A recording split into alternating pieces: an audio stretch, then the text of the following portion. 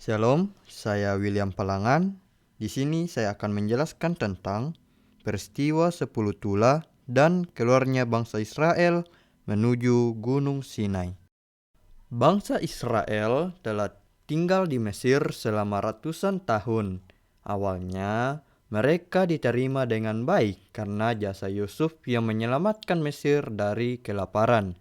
Namun, setelah generasi berganti, raja yang baru tidak lagi mengenal Yusuf.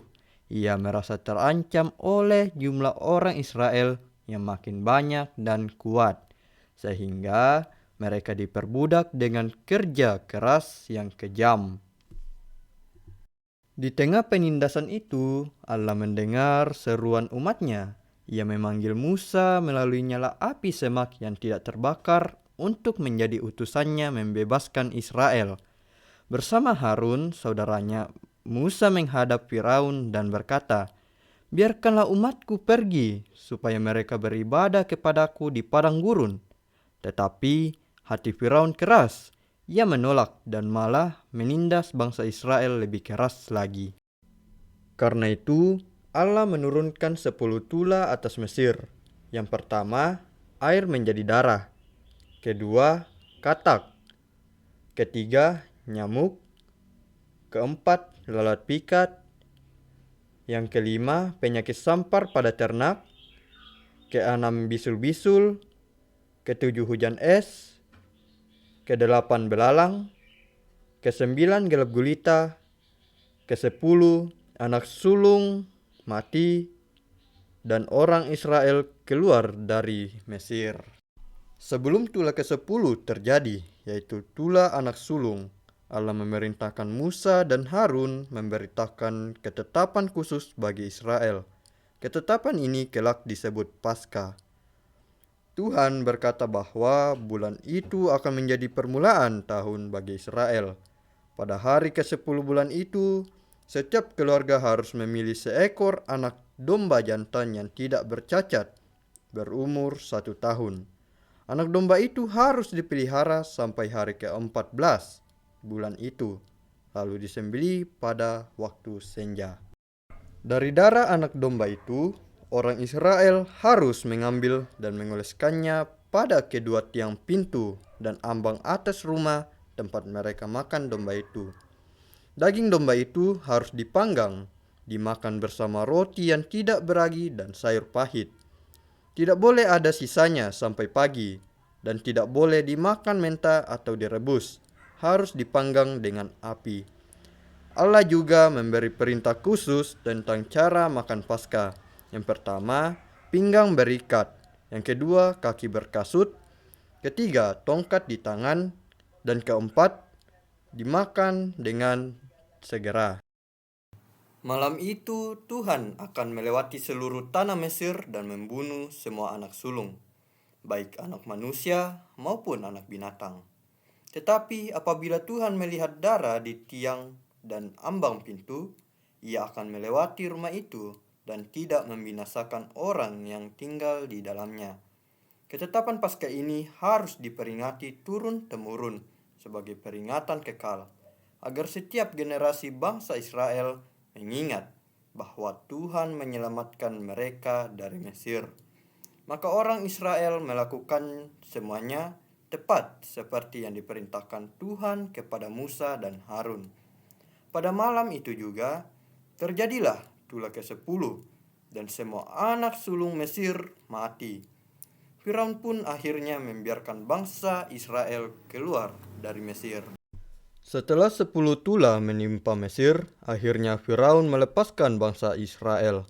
Dengan tergesa-gesa, orang Israel keluar dari Mesir, membawa harta benda, ternak, dan adonan roti yang belum sempat beragi. Malam itu, mereka berangkat di bawah terang bulan menuju tanah yang dijanjikan Allah kepada nenek moyang mereka, Abraham, Ishak, dan Yakub. Allah sendiri menuntun mereka dalam perjalanan. Pada siang hari, Tuhan berjalan di depan mereka dengan tiang awan untuk menunjukkan jalan. Pada malam hari, Ia hadir dalam tiang api, menerangi langkah mereka di padang gurun agar tidak tersesat. Namun, Firaun berubah hati. Ia menyesal telah membiarkan bangsa Israel pergi. Maka ia mengerahkan pasukan keretanya yang terbaik dan tentaranya yang kuat untuk mengejar. Orang Israel menjadi takut ketika melihat debu pasukan Mesir mendekat di belakang mereka. Sementara di depan terbentang laut Teberau yang luas. Mereka berseru kepada Musa dengan putus asa. Tetapi Musa berkata, "Jangan takut, berdirilah tetap. Lihatlah keselamatan dari Tuhan yang akan diberikannya kepadamu pada hari ini." Malam itu, tiang awan berpindah ke belakang mereka, menjadi penghalang antara tentara Mesir dan bangsa Israel. Musa mengulurkan tangannya ke atas laut, dan Tuhan membuat air laut itu terbelah oleh angin kencang yang tertiup sepanjang malam. Maka terbukalah jalan kering di tengah laut, dengan tembok air di kanan dan di kiri. Bangsa Israel berjalan menyeberang dengan selamat. Firaun dan pasukannya mengejar masuk ke tengah laut, tetapi Tuhan membuat roda kereta mereka macet dan kacau. Saat seluruh bangsa Israel sudah sampai di seberang, Musa kembali mengulurkan tangannya dan air laut menutup kembali. Pasukan Mesir tenggelam dan binasa, tidak seorang pun yang tersisa. Orang Israel pun bersorak gembira dan menyanyikan nyanyian bagi Tuhan dipimpin oleh Musa dan Miriam saudara Musa. Mereka memuji Tuhan yang telah menghancurkan musuh mereka dan menyelamatkan umatnya dengan tangan yang kuat.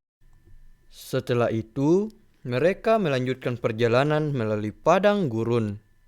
Di padang gurun Sin, mereka mulai bersungut-sungut karena lapar dan haus. Namun Allah tetap setia.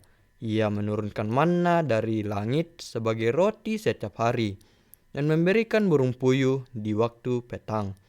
Dan batu karang pun Allah memancarkan air sehingga mereka tidak mati kehausan. Akhirnya, setelah melewati berbagai ujian di perjalanan, sampailah mereka di Gunung Sinai. Gunung itu diselimuti awan tebal, petir, dan suara sangkakala yang mengguntur.